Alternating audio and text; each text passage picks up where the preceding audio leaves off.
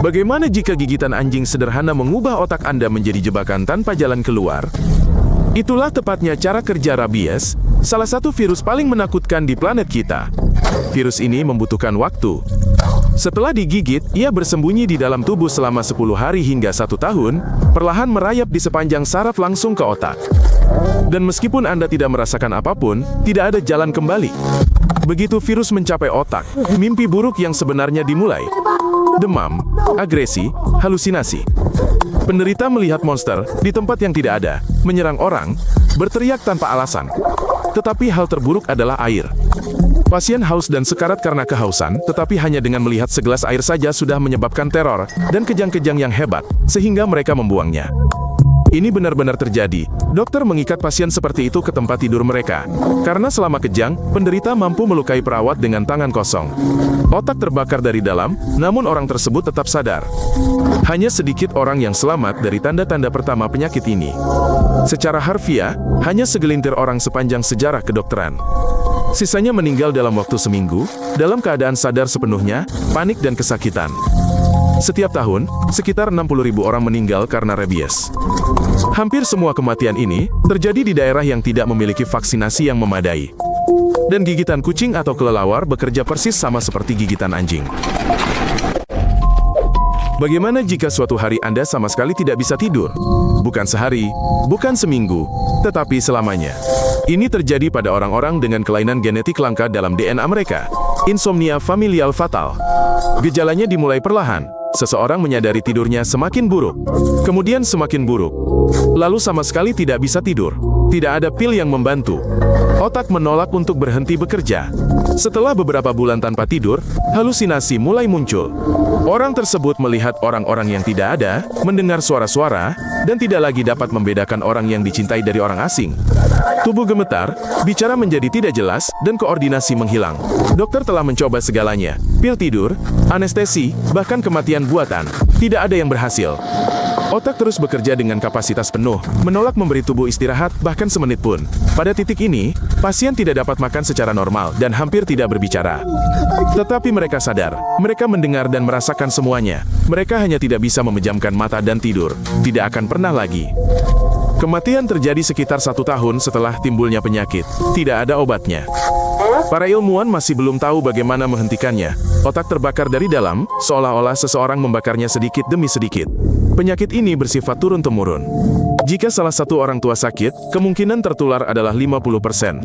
Beberapa keluarga hidup dengan pengetahuan ini, dan hanya menunggu. Bayangkan sebuah penyakit di mana tubuh Anda mulai hancur dari dalam. Darah mengalir dari telinga, mata, dan menembus kulit Anda sekaligus. Ini bukan film horor, ini Ebola, virus nyata yang membunuh dalam waktu 2 minggu. Beberapa hari pertama tampak seperti flu biasa, demam, lemas, nyeri badan. Anda mengira hanya terkena pilek. Sementara itu, virus tersebut sudah menghancurkan dinding pembuluh darah di seluruh tubuh Anda. Pada hari kelima, sesuatu mulai terjadi yang tidak bisa diabaikan oleh para dokter. Kulit Anda memar, dan darah mengalir tak terkendali dari setiap luka. Organ dalam Anda mulai kehilangan bentuknya. Pendarahan terjadi di mana-mana, gusi, hidung, usus. Dalam kasus yang paling parah, Anda berdarah menembus kulit Anda. Namun Anda tetap sadar. Anda merasakan setiap detik dari apa yang terjadi. Kematian terjadi akibat kegagalan semua organ Anda sekaligus. Jantung, ginjal, hati, semuanya sekaligus. Dalam beberapa wabah, 9 dari 10 orang yang terinfeksi meninggal. Para dokter meninggalkan bangsal mereka dan hanya menangis. Virus ini ditularkan melalui sentuhan dengan orang yang terinfeksi atau tubuh mereka setelah meninggal. Inilah sebabnya mengapa seluruh desa musnah setelah orang-orang datang untuk mengucapkan selamat tinggal kepada kerabat yang meninggal. Hingga kini masih belum ada obatnya. Ada vaksin tetapi tidak efektif melawan semua varian. Wabah baru terjadi setiap beberapa tahun.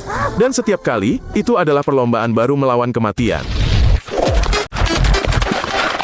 Ada bakteri yang dapat memakan daging hidup. Kedengarannya seperti fiksi, tetapi ahli bedah menemukannya setiap tahun. Dan ketika mulai bekerja, prosesnya benar-benar hanya membutuhkan waktu beberapa jam. Necrotizing fasciitis dimulai secara tidak berbahaya, luka kecil, goresan, terkadang hanya tusukan. Dalam 24 jam, muncul kemerahan dan rasa sakit di sekitarnya. Dalam 24 jam, kulit berubah menjadi hitam. Dan pada titik ini, tidak ada jaringan hidup yang tersisa. Paling sering, infeksi dimulai setelah cedera ringan, luka di dapur, gigitan serangga, serpihan kecil. Tidak ada yang menganggapnya berbahaya. Dan itulah jebakan utamanya. Hal yang paling menakutkan adalah kecepatannya. Seseorang tidur dengan sedikit kemerahan di kakinya dan bangun di unit perawatan intensif, di mana dokter sedang mempertimbangkan apakah akan melakukan amputasi. Prosesnya kurang dari 24 jam. Bakteri tersebut mengeluarkan racun yang menghancurkan jaringan lebih cepat daripada antibiotik apapun. Dalam 12 jam, bakteri tersebut menempuh jarak yang sama dengan panjang lengan. Orang kehilangan anggota tubuh saat mereka tidur. Satu-satunya pengobatan adalah dengan segera mengangkat semua bagian yang terinfeksi. Ahli bedah benar-benar mengangkat sebagian besar tubuh untuk menghentikan penyebaran. Terkadang seluruh lengan atau kaki harus diangkat untuk menyelamatkan nyawa. Sekitar 70% pasien selamat. Sisanya meninggal karena keracunan darah, bahkan setelah operasi darurat. Mereka yang selamat akan memiliki bekas luka yang besar atau bagian tubuh yang hilang selamanya. Sebuah paku kecil berkarat menancap di telapak kaki Anda. Anda membersihkan luka dan melupakannya. Seminggu kemudian, tubuh Anda berubah menjadi kayu. Dan ini bukan sekadar ungkapan kiasan. Ini adalah fakta medis. Bakteri masuk melalui luka apapun di kulit dan mengeluarkan salah satu racun alami paling kuat di dunia. Racun ini memblokir sinyal dari otak ke otot, tetapi tidak sampai membuat otot rileks. Justru sebaliknya, otot mulai kejang dan tidak mau rileks. Pertama, leher dan rahang. Orang tersebut tidak dapat membuka mulut, tidak dapat berbicara, tidak dapat makan. Kemudian, kejang menyebar ke seluruh tubuh. Ketika dada kejang, orang tersebut berhenti bernapas. Punggung melengkung sehingga tumit hampir menyentuh bagian belakang kepala. Ini adalah salah satu hal paling menakutkan yang pernah dilihat dokter. Perawatan berlangsung selama berbulan-bulan. Pasien dijaga agar tetap tidak bergerak sepenuhnya dengan obat-obatan, dan mesin khusus membantu pernapasan mereka. Jika tidak, otot mereka sendiri akan mencekik mereka. Dan selama waktu ini, mereka tetap sadar. Tanpa pengobatan, sekitar 1 dari 2 orang meninggal. Vaksinnya ada dan bekerja hampir sempurna. Tetapi setiap tahun, lebih dari 100.000 orang meninggal karena tetanus, hanya karena mereka tidak divaksinasi. Beberapa penyakit dalam episode ini bisa dicegah dengan 1 suntikan. Hanya 1. Berlangganan saluran ini dan tonton episode lainnya. Ini penting.